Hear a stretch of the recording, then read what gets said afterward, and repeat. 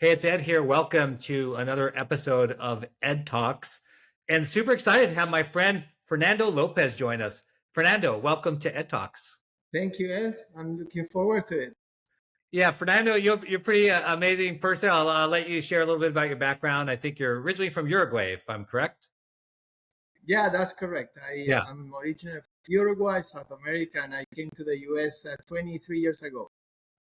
yeah, that's very cool. And you and I first met because we're both on Team USA, which we're proudly wearing our Team USA uh, garb. And we were both team captains for Team USA last year, 2023, in the World Championships down in Ibiza, off of the coast of Spain. It was a lot of fun. We connected. Obviously, we knew about each other already from Team USA, but that was the first time we had more of a connection. And I was always really impressed because you've done things like if people think I've done some crazy things, in mountain climbing and all the different races. You've gone next level, and oftentimes people always wonder, well, how do you fit it all in? Because you're an executive, which we're going to get into in a second, and you have family, and how do you do sport? How can you do all three? Because a lot of times we'll say we can only do two of three. And so we're going to minimize taking care of ourselves and focus on these other two, which can come to the detriment of one another. So it's really important to kind of hit on all three of them, at least in our opinion. So for those watching, that's really going to be kind of the gist. Like, how do you do this, and how has Fernando done it? So Fernando, tell us first a little bit about your current role. So, like, as an executive, you're executive company. I know been with Baker Hughes, GE, and now you're with another company called Sensor Up. So tell us a little bit about your career. Yes, thanks for the opportunity, Ed, by the way. Yeah, well, my career started in a bank, actually, but then I worked in oil and gas for 20 plus years, Schlumberger, Baker Hughes, GE. And then most recently, after the pandemic, I started working on methane emissions. And now I'm working as an executive in Sensor Up. We are a software company helping oil and gas industry to manage and reduce methane emissions. And so that's my executive side of Fernando. And then I became an endurance athlete, and I became also a coach. And yes, I have, like you said, I have a job. I have these other two roles of Fernando. And then I have family. I have a wife. I have kids. I have a dog. I have it all. So complete plate. So tell us a little bit about some of the crazy things that you've done. So I know you do century runs, which is 100-mile runs. You've done a lot of crazy things, but I think the most crazy, at least from my point of view, but you tell me if I'm right or wrong, is the marathon. How do you say it? The one in the desert. I don't know how to pronounce it, but it's like the crazy run across the desert. Yeah. I just finished that 2 months ago. It's called Marathon des Sables, and it's a race that has been there for 38 years. You cross the desert in 8 days, in the 7 days actually, 250K, and you carry your own food and everything you need for those 7 days. And it's really transformational. I just finished 850 people. So that's probably one of the most, the craziest things I've done. Although I've done most recently Ultraman, which is 3 Ironmans together, kind of. And then I've done extreme triathlons.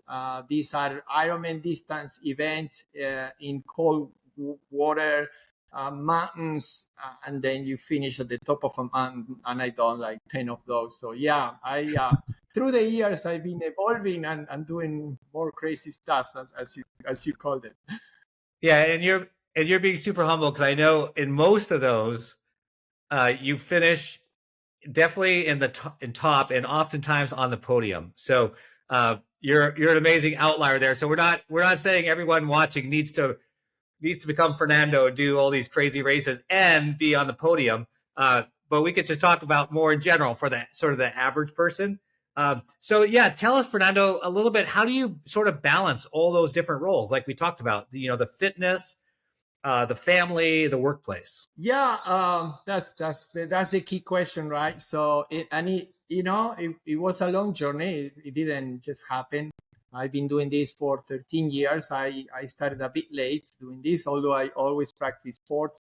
But then progressively, I created this framework for myself and this method. I call it the endurance matrix method. and is the approach I use to not just for athletic pursuits, but for my life in general. And it's built on endurance, resilience, and focus, just on the everyday life. So, I think there are 3 to 5 keys to this. So I consistently do what I do. So, and I always train in a very it's what they call sonju. I don't go crazy every day. I train every day, but slow. And then I always have a purpose. So in every training I do, every race I do, almost every move I do, I have a purpose. But then I develop these mental visualization techniques, to visualize myself at the end, and no excuses whatsoever. That's the mindset philosophy I developed. And then, and then few other keys there. That's how I started. I'll be honest with you. I start a bit aggressive, more aggressive than most.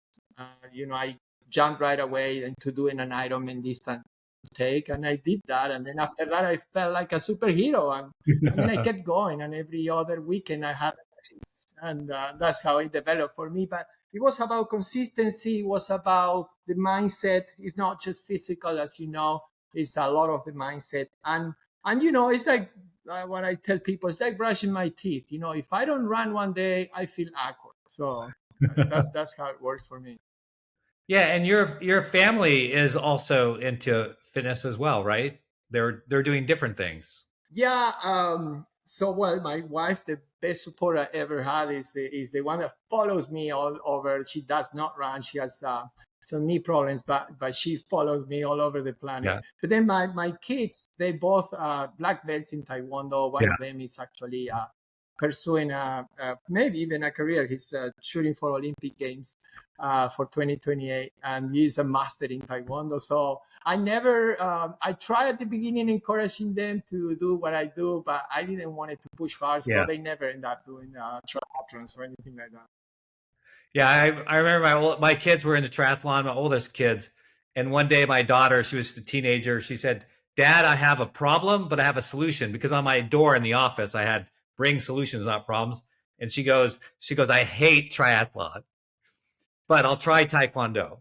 And so she became a deputy black belt in Taekwondo, but I was really proud of her. Yeah, it's kind of like this family thing that you're talking about. That's one way that you've incorporated your family. They have their own sports, or they're like a Sherpa to you, help support you and things like that. So if someone's go ahead. Sorry. So Fernando, if someone's listening and they're like, "Yeah, I probably can't. I'm not going to do the Ironman right out of the gate, or climb some sort of mountain, but I know I need to get active." What are a couple tips you would give someone? Because I know you also coach people.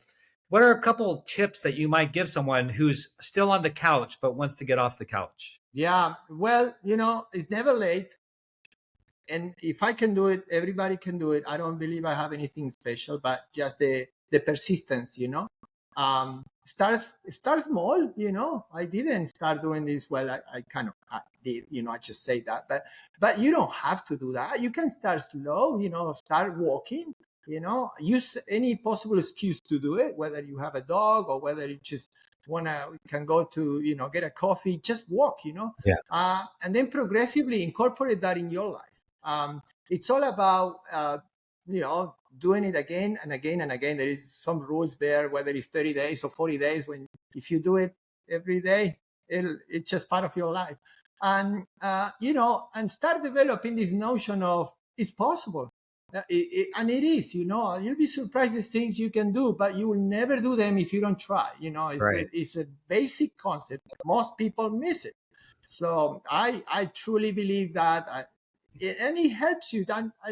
You mentioned this at the very beginning. It'll help you not only to feel better and hopefully to live longer, but it helps you in your life in general. I feel more energetic when I do these things. I feel sharper at my job. I come up with ideas every time I run. I come up with an idea for my business, and you'll be fascinated if you start doing it. But just start. That's kind of the most basic concept I could tell people. Yeah, Fernando, that's great, because you're absolutely right. Sometimes we think because we compartmentalize things. We think we only have time for, let's just say, family and work. And if we add something else, it's going to cannibalize that time. But actually, it creates more time. You become better at work. You become better with your family. And that translates back into your sport, whatever that might be. And pretty soon it's all sort of humming, like as you know, and we've experienced.